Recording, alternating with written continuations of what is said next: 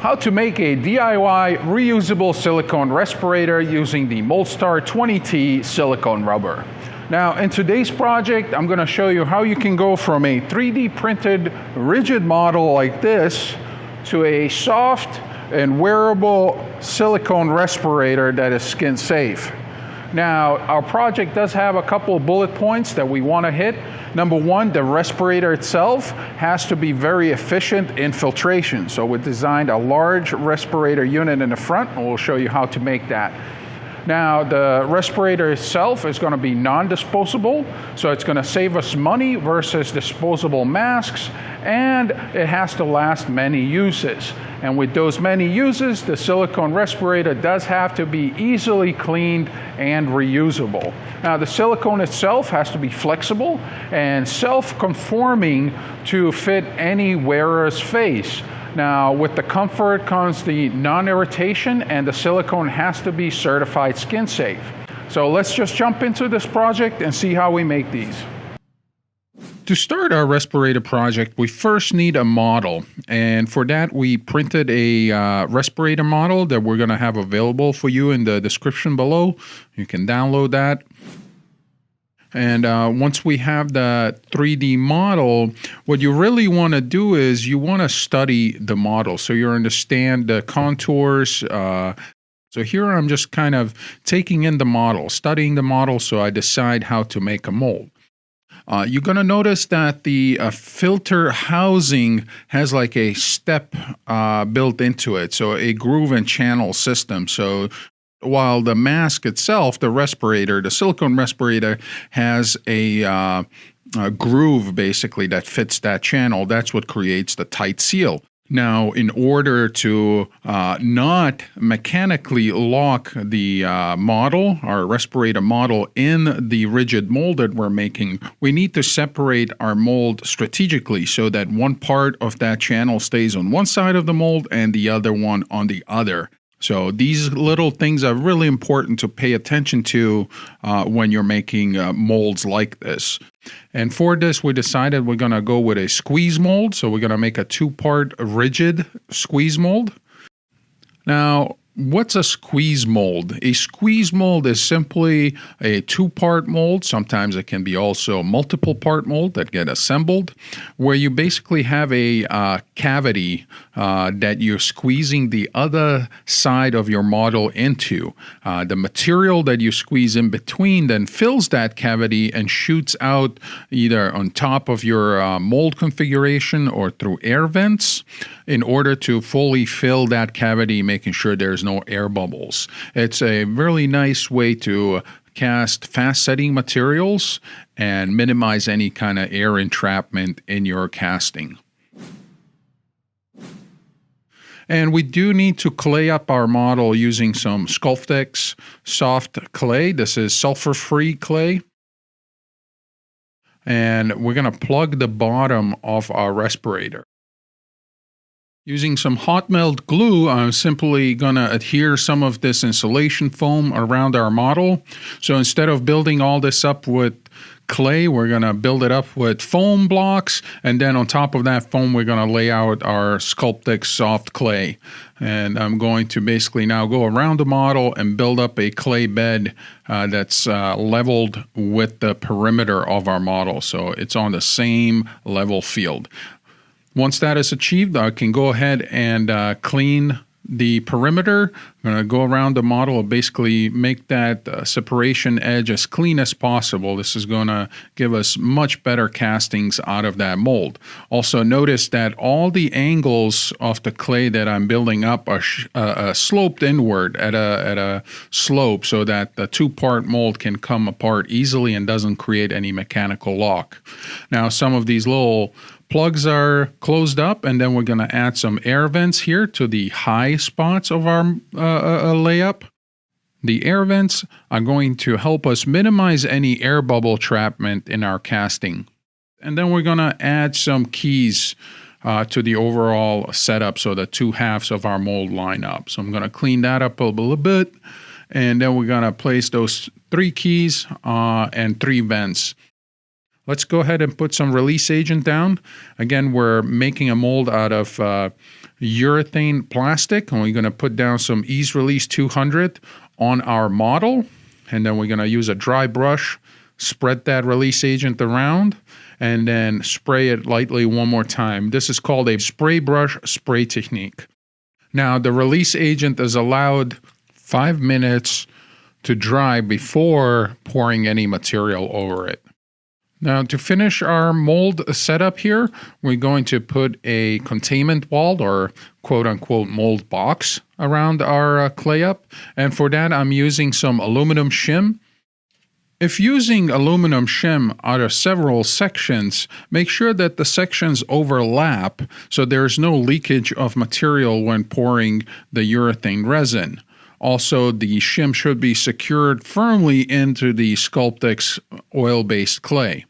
Now, the reason why we build up this shim a little bit higher than the actual clay up that we did, that becomes the lip of the second part of our mold. So that's going to protrude above the line of the two parts where the mold actually separates, and that's going to become the lip that we're going to pry our mold open on.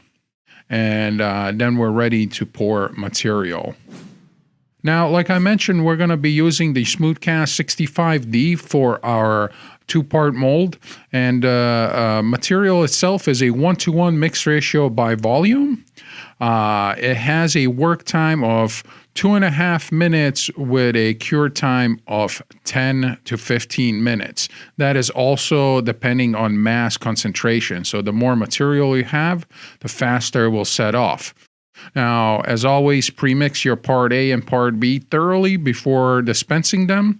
And I'm going to mark some cups simply by volume and go ahead and dispense my part A and part B.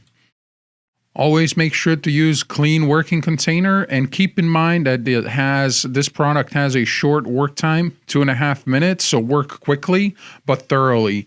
So scrape the sides and scrape the bottom of your mixing container. We don't really have time to a double mix here, so again, it's really important that we mix thoroughly. Make sure that you don't delay. Pour it immediately. When you have the material concentrated in mass like this, it will tend to want to set up really fast. So make sure you get it into your mold box. And then we're going to allow this 15 minutes to cure before moving to the next step. And here you can see the exotherm kicking and the material turning from liquid to a white solid resin. The next step is to demold our first half of the mold. For that, we're going to remove the entire setup from our working surface, flip it over, and then start removing all that buildup that we did. So all that foam, all that clay has to come off. And when you're cleaning the clay, I like to scrape off as much clay as possible I can with a tool, and then come back and clean it with some isopropyl denatured alcohol. Now, the next step is to add some air vents here, put some clay back. We put those back, and then here I'm adding actually some pry spots. So these tabs you see here, those are going to be prying spots for the two halves of the mold. When you're casting silicone and you try to demold it, because it's a soft material, there's a lot of suction when you're trying to pry those two halves of the mold open. And I know for sure we're going to need a screwdriver or some kind of other tool to open this mold. So in preparing for that, we want to add these pry spots along the edge of our mold. You'll see this comes in very handy when we actually go to casting process.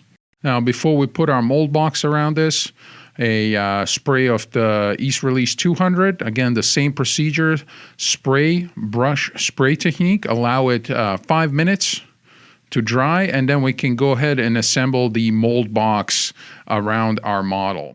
Now, for the mold box, we're going to be using the same aluminum shim that we used for the first half, but on this side, it's actually going to be a lot taller. So instead of a little buildup, we have here about 3.5 inches. And because the aluminum shim is so thin and flimsy, make sure that you secure that tightly. Here I use some buttresses made out of the Sculptex oil-based clay, but make sure that that is firmly secured also in the clay below before actually pouring any material. That material, just by volume and weight by itself, can move those mold walls. So you want to make sure that they're absolutely secure before pouring a large quantity of material. We can then go ahead and dispense our Smoothcast 65D. Again, this is a 1-to-1 mixed ratio by volume with a very fast working time, 2.5 minutes.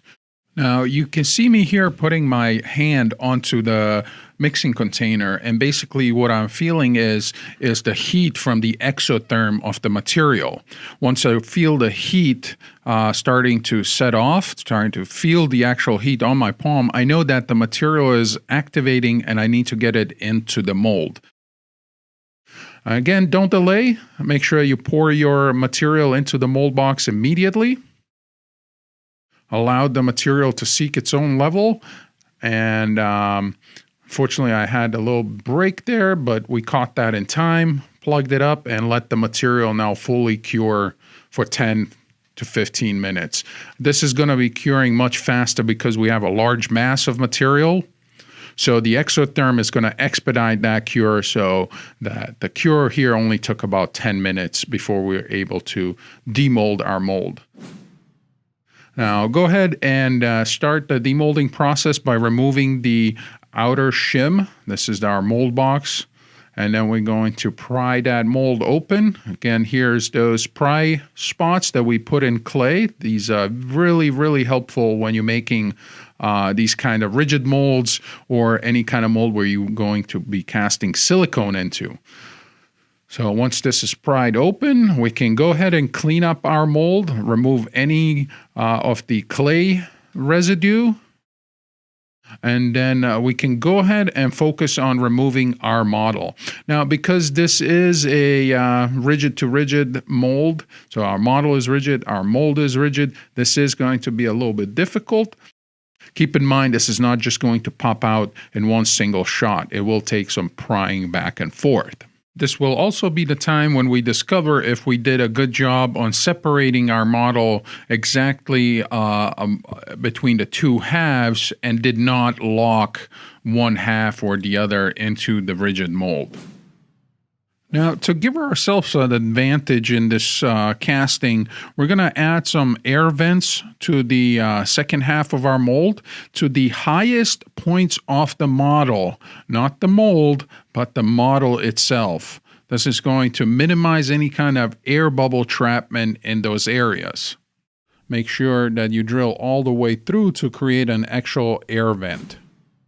Now, for the actual casting, we're going to be using the MoldStart 20T. This product is a 1-to-1 mix ratio by volume with a working time of 6 minutes and a cure of 30 minutes. Most importantly, this product is certified skin safe. We can go ahead and mark our dispensing cups. Again, this is equal volume, 1-to-1. And then we can dispense the part A and the part B. To add color to our casting, we're going to be using the Silk Pig Electric Blue. This is a fluorescent pigment that is certified skin safe as well.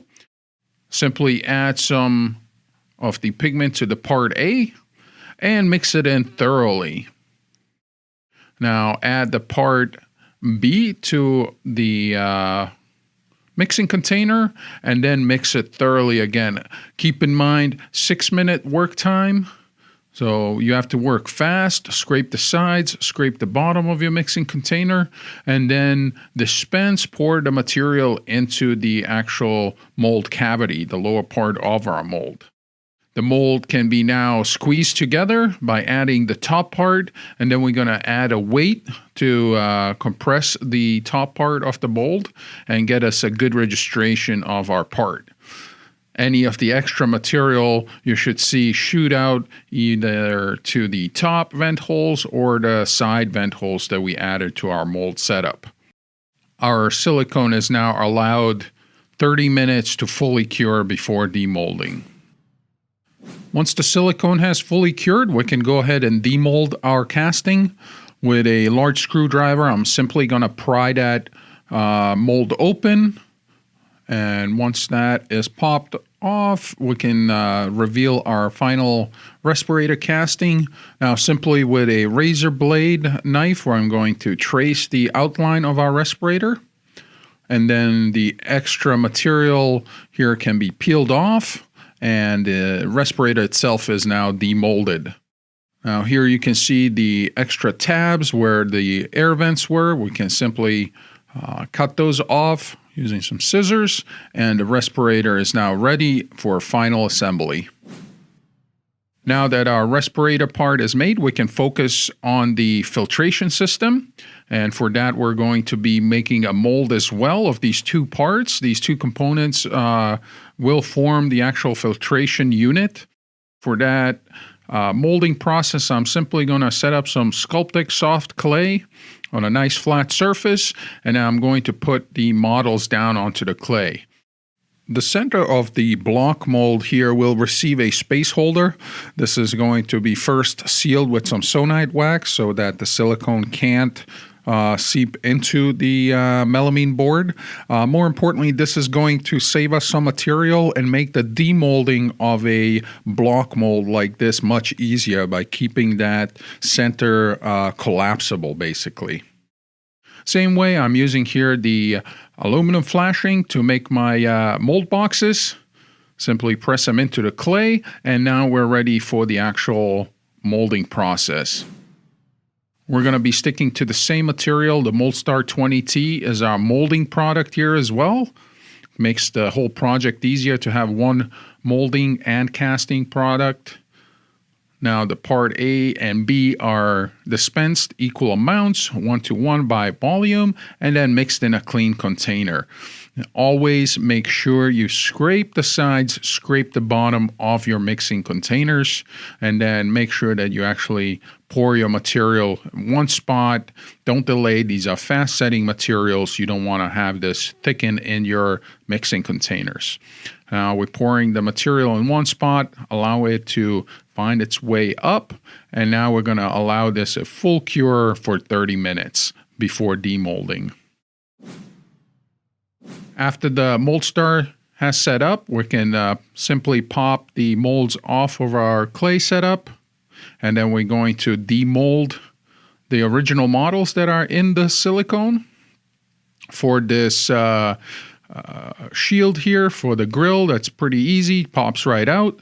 For the housing itself, I'm going to have to cut this mold open. And whenever you're cutting mold boxes open, use a S-shaped curve. If you do need to make your own mold knife, you can follow the link to that. And here you can see that that model now pops out of the mold quite easily. So you can see the mold is split along the four corners, making it much easier to demold. Now we can go ahead and cast our parts out of the Smoothcast 65D. The reason why we chose the 65D for the respirator housing here as well is that it is semi-rigid, so it does have a little bit of give. Now I'm not adding any color to this, so I'm simply going to mix the A and B together in a clean mixing container. As always, keep the working time of your materials in mind. This is fast setting products. And then get it into your mold. Again, a short pot life of 2.5 minutes, so work fast. Here I'm going to simply pour the material into our molds, and then any of the extra material that's on top, we're going to scrape away using a squeegee. Now keep in mind that these parts we're casting have a thin profile. They're thin in the cross section. So here again, you can see it slowly set up. So we're going to allow this not 15 minutes, but about 45 minutes to fully set up. Our castings have now cured and are rigid. We can simply demold them out of the molds we made earlier. And then we're going to clean them up simply by using a razor blade. To create a filtration on our respirator, we're going to use a HEPA filter bag for vacuum. I'm simply going to trace the shape of our respirator housing here and cut it using some regular scissors. and then the filtration unit can get assembled. And you always want to overlap the actual housing with the filtration paper a little bit, which creates a good seal all around the actual filter itself. Now that the filter is assembled, we can assemble the entire respirator. We're going to put this into the actual respirator, and we're going to make sure that that channel sits firmly in the actual silicone.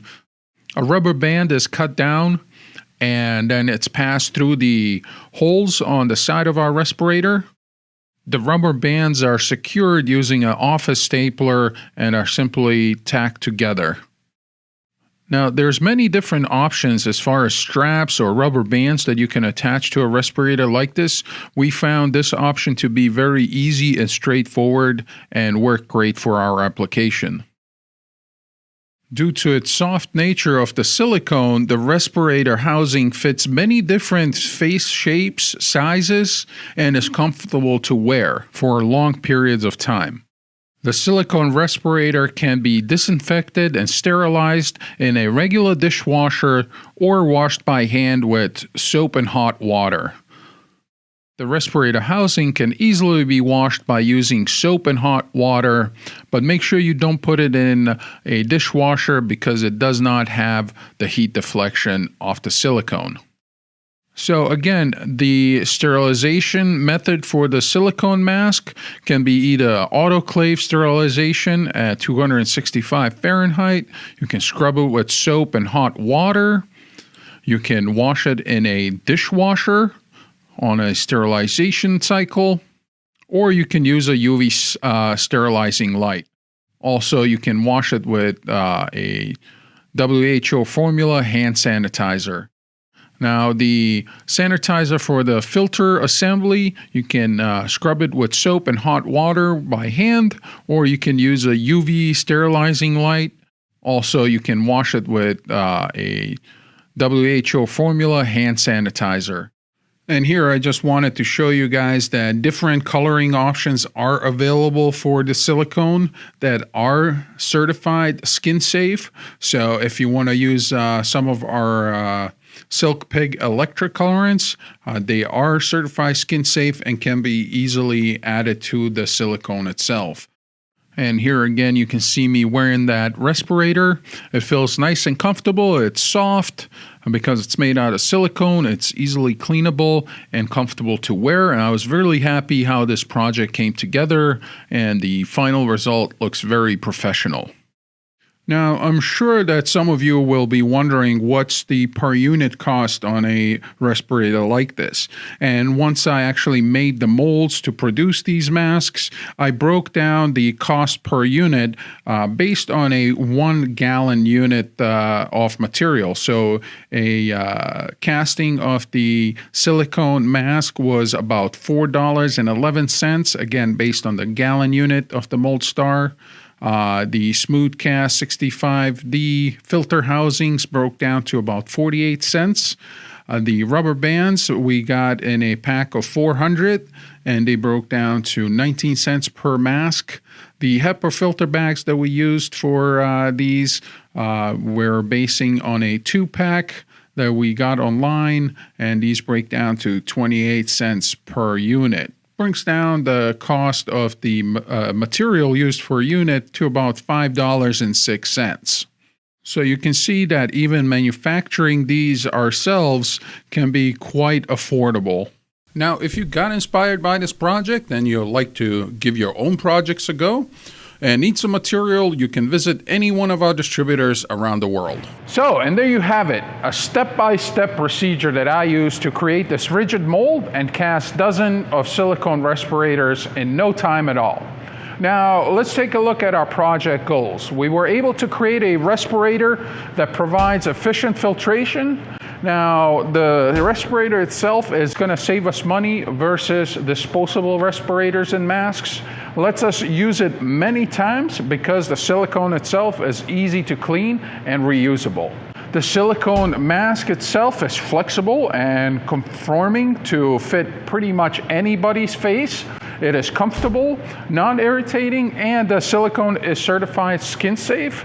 Now, if you have an idea about what we should do next, please let us know down in the comments below. And if you like this video, hit the thumbs up button. Now, to keep up with our latest mold making, casting, and other videos, remember to subscribe.